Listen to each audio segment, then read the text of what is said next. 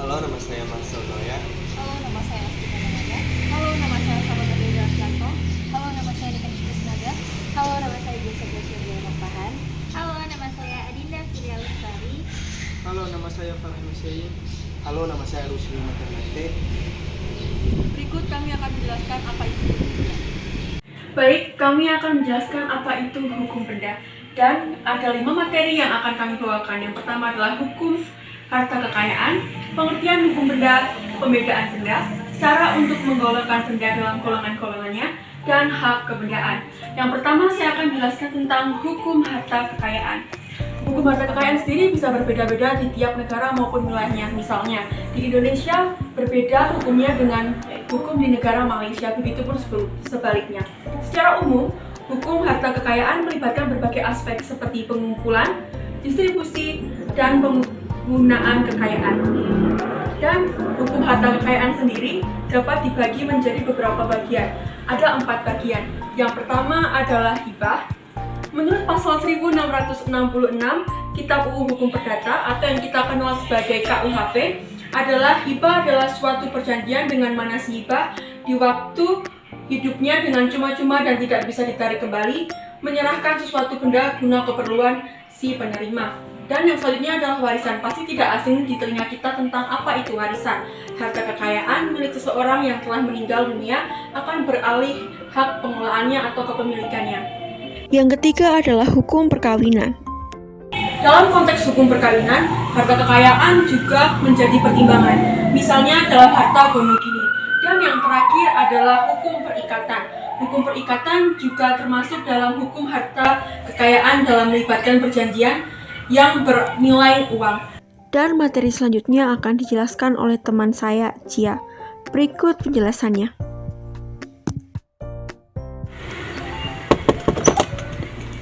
Halo semuanya, jadi di sini saya akan menjelaskan pengertian hukum benda. Jadi, hukum benda adalah cabang hukum yang mengatur tentang hak-hak dan kewajiban terkait dengan barang atau benda.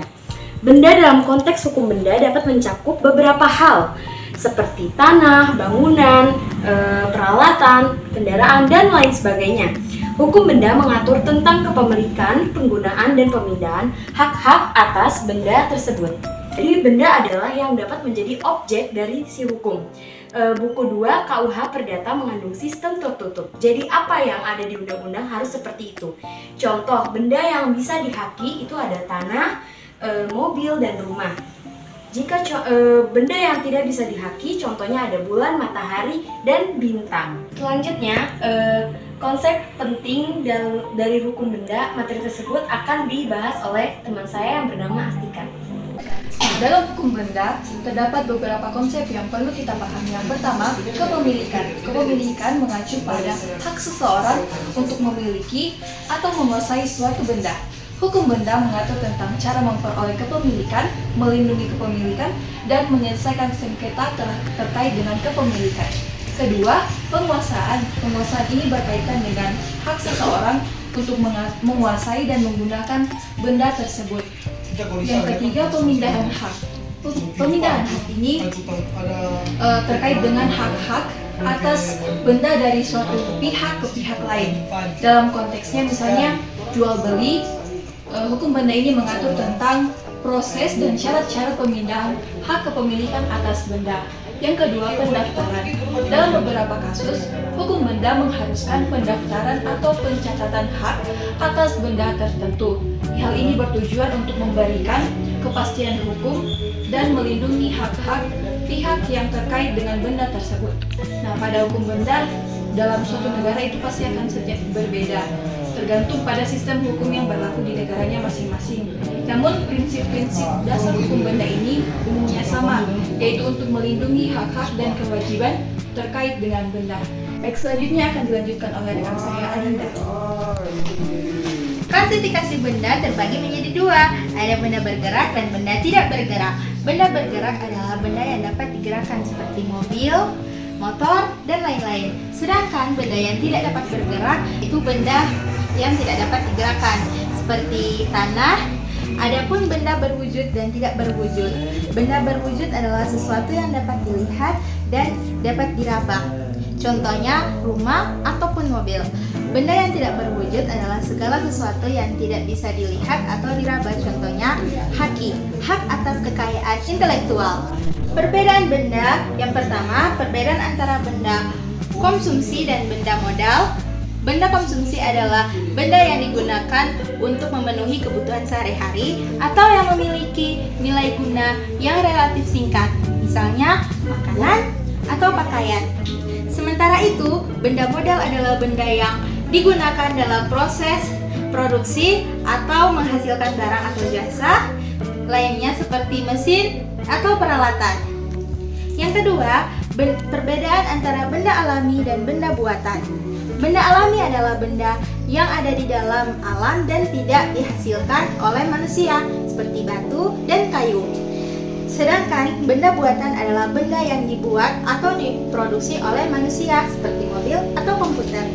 Yang ketiga, perbedaan antara benda individual dan benda kolektif. Benda individual adalah benda yang dimiliki oleh satu individu atau entitas tunggal, sedangkan seperti kendaraan pribadi. Sementara itu, benda kolektif adalah benda yang dimiliki atau digunakan secara bersama-sama oleh sekelompok orang atau entitas, seperti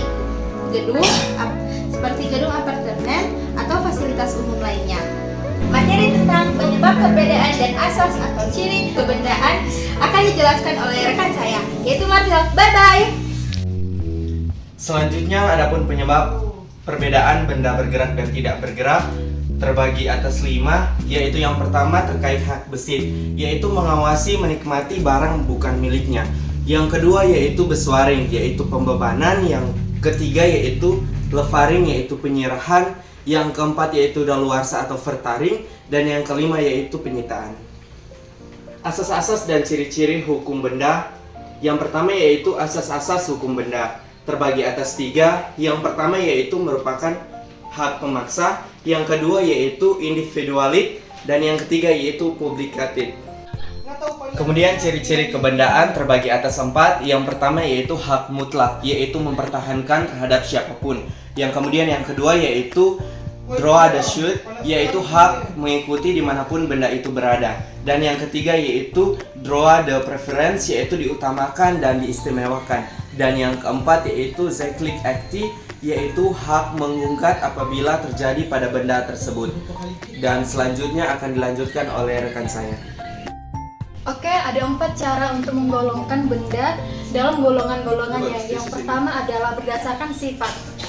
Benda dapat digolongkan berdasarkan sifatnya, seperti benda padat, cair, ataupun gas. Contohnya seperti logam, besi, ataupun emas.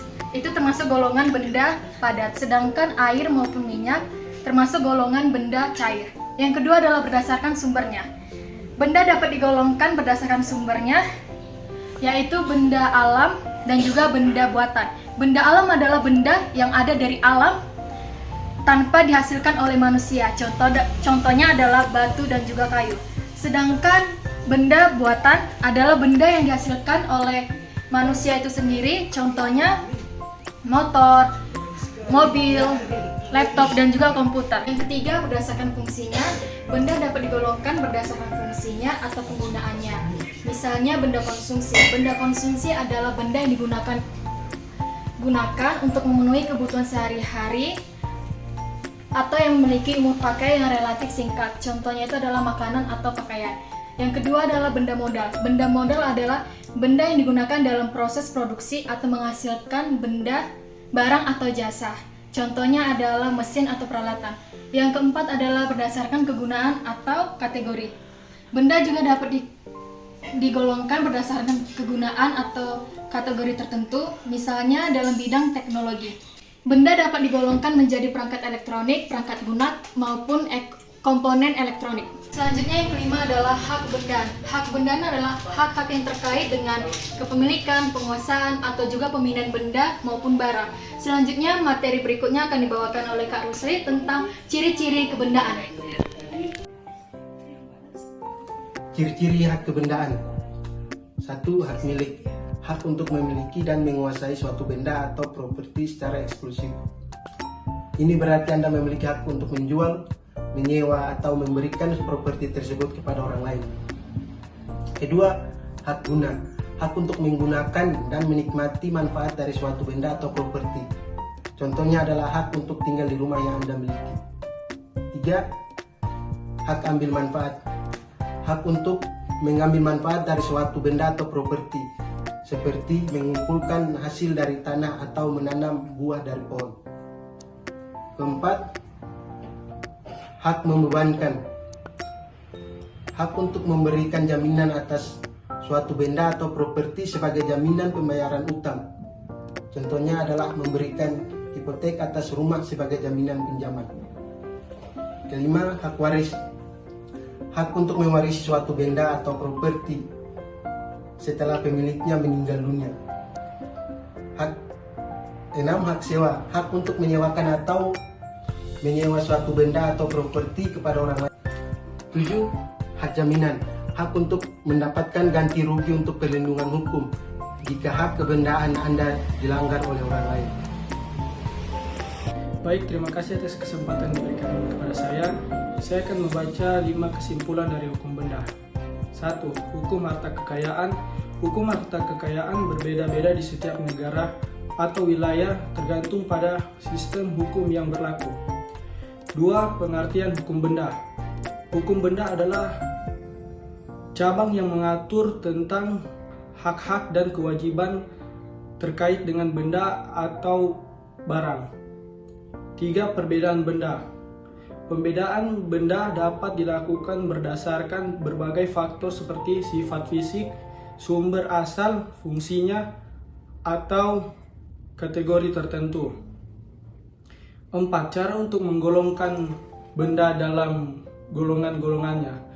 Kesimpulan cara untuk menggolongkan benda dalam golongan-golongannya adalah dengan mempertimbangkan beberapa faktor seperti sifat fisik, sumbernya, fungsinya, atau kategori tertentu.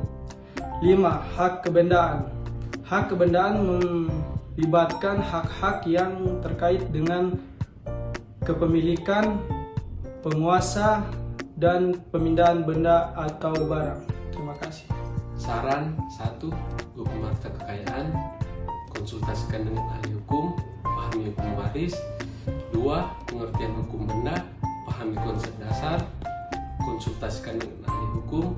3. Perbedaan benda, pahami kriteria perbedaan, gunakan klasifikasi yang relevan. 4. Cara untuk mengelolakan benda dalam golongannya, pahami kriteria golongan, gunakan klasifikasi yang relevan. 5. Hak kebendaan, pahami hak-hak kebendaan, konsultasikan dengan ahli hukum. Terima kasih.